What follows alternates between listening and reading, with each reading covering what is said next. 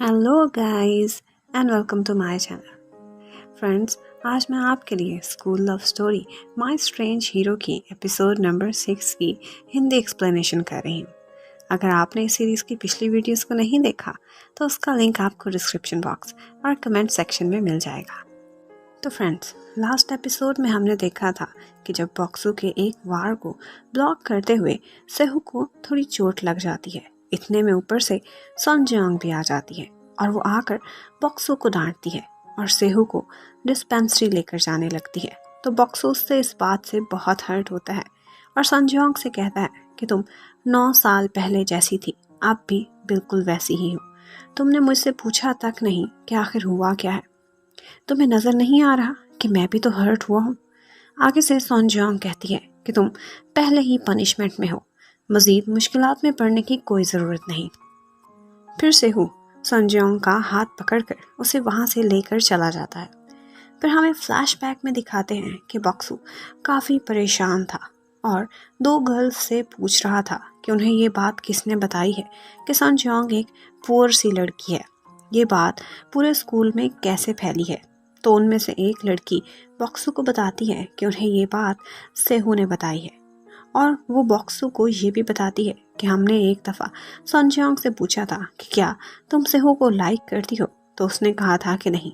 और जब हमने ये बात सेहू को बताई तो उसने कहा था कि हाँ, मैं भी सन जियांग को लाइक नहीं करता, वो तो एक गरीब सी लड़की है। ये बात सुनकर बॉक्सू को बहुत गुस्सा आता है और वो सेहू से मिलने के लिए रूफ टॉप पे जाने लगता है। और फिर यहीं पर ही तो वही इंसिडेंट हुआ था। फिर प्रेजेंट में दिखाते हैं कि बॉक्सू इन सारी मेमोरीज को याद करके काफ़ी दुखी हो जाता है। दूसरी तरफ हम सेहू और सन जियांग को प्रेजेंट में देखते हैं। सन जियांग सेहू से कहती है कि आज जो कुछ भी हुआ है, इस मसले को प्लीज़ इशू मत बनाना। तो आगे से सेहू मान जाता है और बाद में सन जियांग सोचती है कि बॉक्सू ने उसे कहा था कि तुमने कभी भी मुझसे क्यों नहीं कुछ पूछा कि आखिर हुआ क्या है।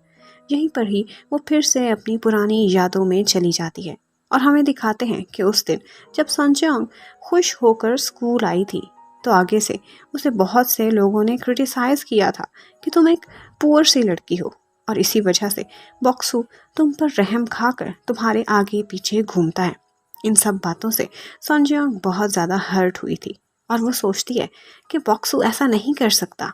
लेकिन फिर उसे गुस्सा भी बहुत आता है कि ये सब सिर्फ बॉक्सू को ही पता था, तो उसी ने ही सारों को बताया है।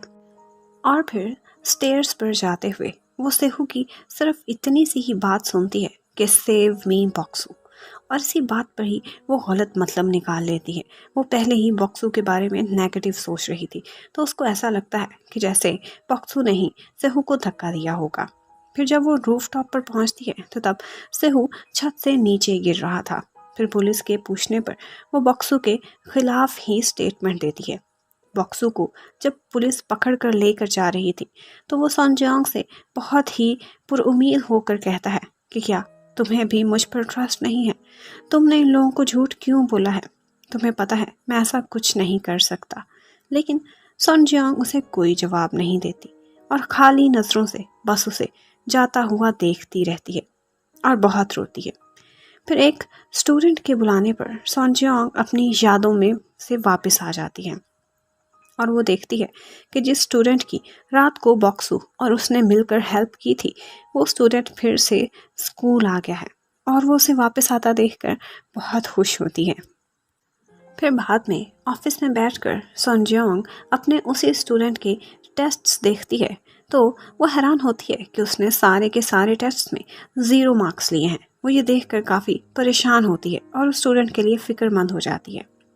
फिर वहाँ पर वाइस प्रिंसिपल आकर सन जियांग को इन्फॉर्म करता है कि वाइल्ड फ्लावर क्लास की एक्स्ट्रा सपोर्ट के लिए उनके साथ काउंसलिंग और स्पेशल टाइम दिया करो।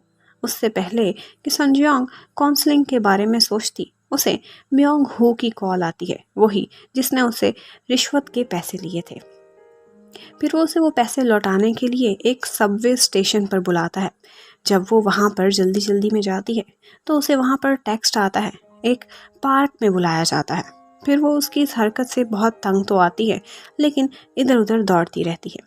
पार्क में वो एक जगह डिगिंग करती है, लेकिन उसे वहाँ से कुछ नहीं मिलता। वो बहुत ज़्यादा क्रेज़ी और गुस्से में आ जाती है।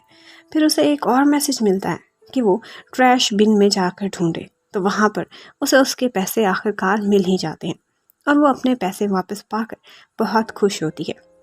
म्योंग हो भी उसे दूर से खड़ा देख रहा होता है और किसी से कॉल पे बात कर रहा होता है कि काम हो गया है।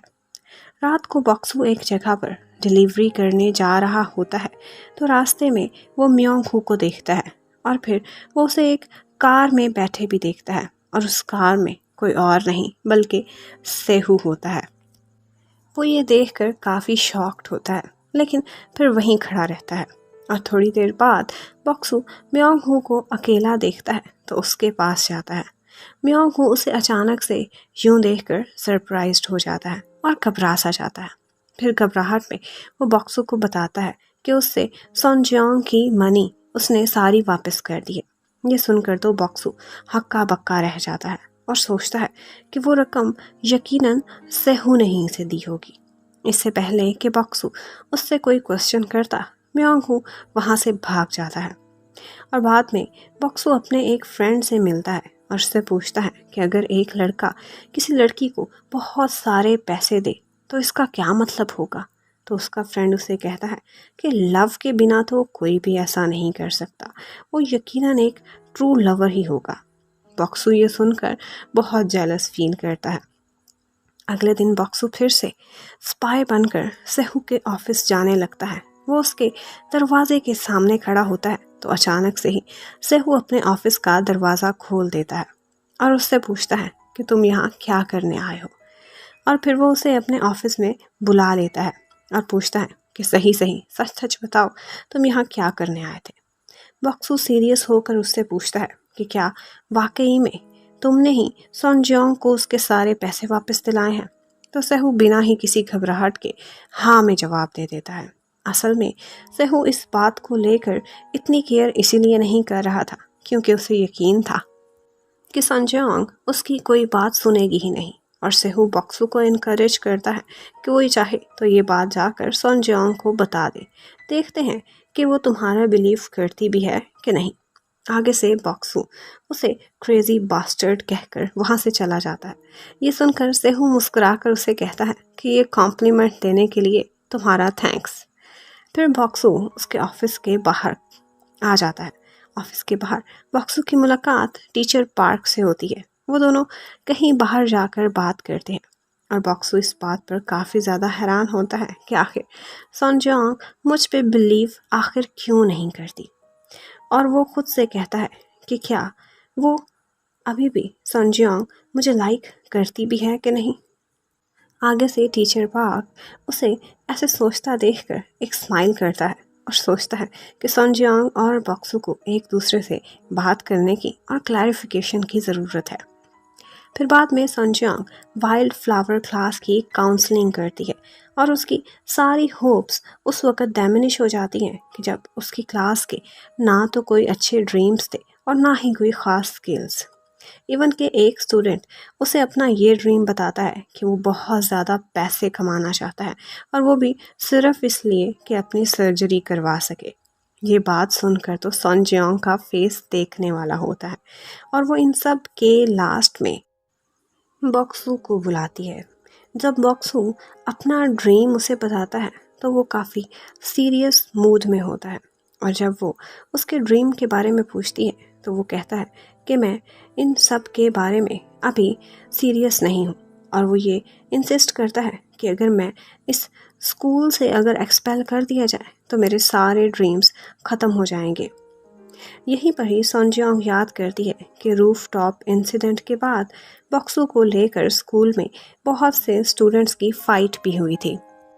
इस सब के बाद सोनजियोंग काफ़ी अपसेट हो जाती है और फिर घर आकर वो अपनी ग्रैंड माँ को हक करके बहुत रोती है और उसने ग्रैंड माँ को बताया था कि उसने झूठ बोला था, उसने कुछ भी नहीं सुना था। और उसने ग्रैंड माँ को ये भी कहा था कि बॉक्सू ऐसा इंसान नहीं है कि वो किसी को धक्का दे। ये बातें करते हुए वो बहुत रोई थी और उसकी ग्रैंड माँ भी उसकी बातें सुनकर कंफ्यूज सी हो गई थी। और फिर बॉक्सू के घर के बाहर खड़े होकर उसने बॉक्सू के इस मैटर को लेकर उसकी फैमिली फाइट की आवाज़ें भी सुनी थी और फिर वो वहीं से ही वापस चली गई थी।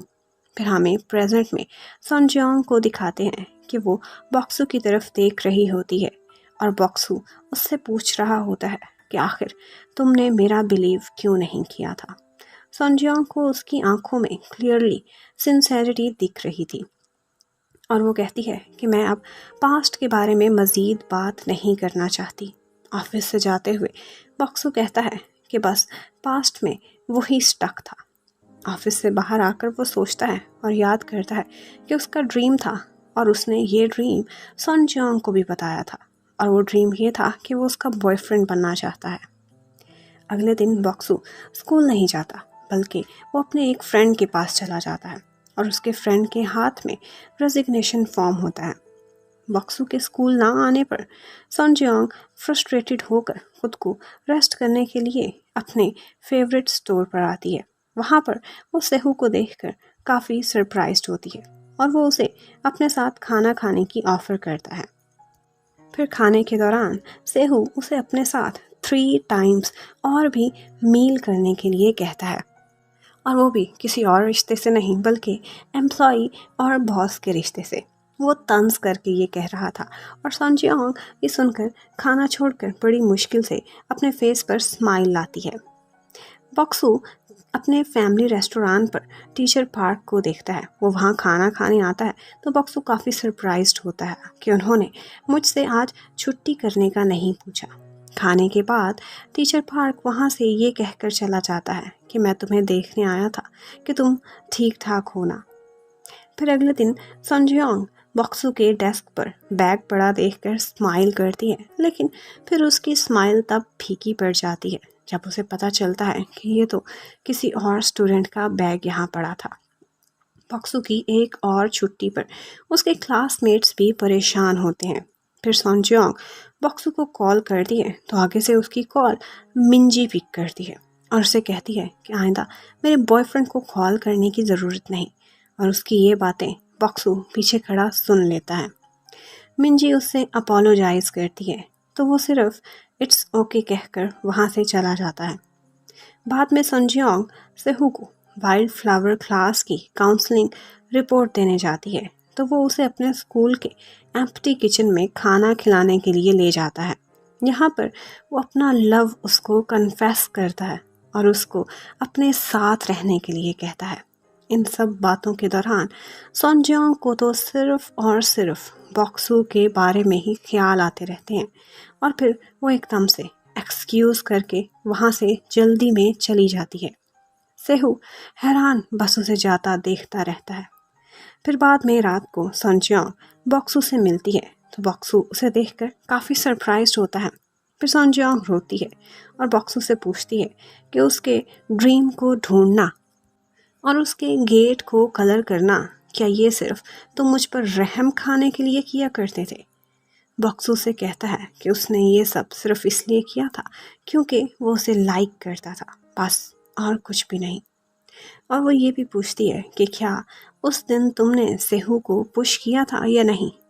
सनजियोंग कंफ्यूज्ड और इमोशनल होती है तो आगे से बॉक्सू उसे साफ साफ कह देता है कि नहीं, मैंने उसे धक्का नहीं दिया था। फिर सनजियोंग उससे ये क्वेश्चन लेट पूछने पर सॉरी करती है और अब सनजियोंग ने बॉक्सू पे बिलीव कर लिया था। फिर वो दोनों टीयर्स के साथ स्माइल करते हैं और यहीं पर ही ड्रामे की एपिसोड ख़त्म हो जाती है।